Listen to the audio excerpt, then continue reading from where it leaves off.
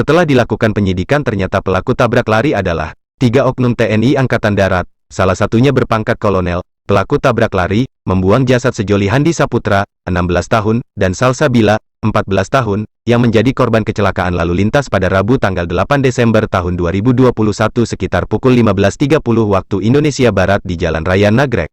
Panglima TNI Jenderal TNI Andika Perkasa ikut turun tangan. Panglima memerintahkan penyidik TNI dan TNI AD serta Auditor Jenderal TNI untuk melakukan proses hukum terhadap 3 oknum TNI AD tersebut. Kapuspen TNI Mayor Jenderal TNI Prantara Santosa mengatakan, perintah tersebut dikeluarkan setelah Polresta Bandung resmi melimpahkan penyidikan kasus ini kepada Polisi Militer TNI AD. Para pelaku menabrak Sejoli Handi dan Salsabila pada Rabu tanggal 8 Desember tahun 2021, sekitar pukul 15.30 waktu Indonesia Barat di Jalan Raya Nagrek. Setelah menabrak korban, pelaku membuang jasad keduanya di Sungai Serayu, dan ditemukan di titik yang berbeda pada Sabtu, tanggal 11 Desember tahun 2021, Handi ditemukan tewas di Sungai Serayu Desa Banjar Parakan, Kecamatan Rawalo, Kabupaten Banyumas. Sementara Salsabila ditemukan tewas di muara Sungai Serayu, Kecamatan Adipala, Kabupaten. Panglima TNI Jenderal Andika Perkasa telah memerintahkan penyidik TNI dan TNI AD serta Auditor Jenderal TNI untuk melakukan proses hukum, kata Prantara dalam keterangan resmi Puspen TNI pada Jumat tanggal 24 Desember tahun 2021.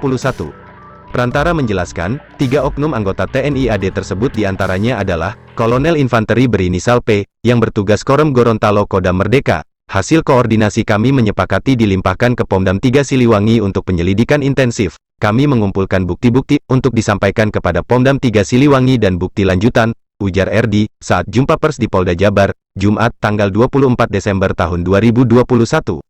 Pelimpahan kasus ini, kata dia, belum sampai penetapan tersangka, pelaku belum ada penangkapan. Katanya, terkait alasan pelimpahan kasus ini dilimpahkan ke Pomdam 3 Siliwangi, RD mengatakan, hal tersebut berdasarkan hasil temuan penyelidikan saat hari kejadian.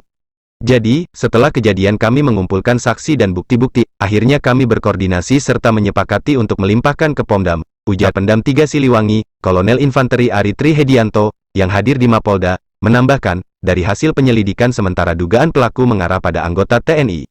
Petunjuk di TKP, diduga oknum TNI AD, kita tunggu hasil penyelidikan Pomdam 3 Siliwangi, ujar Ari.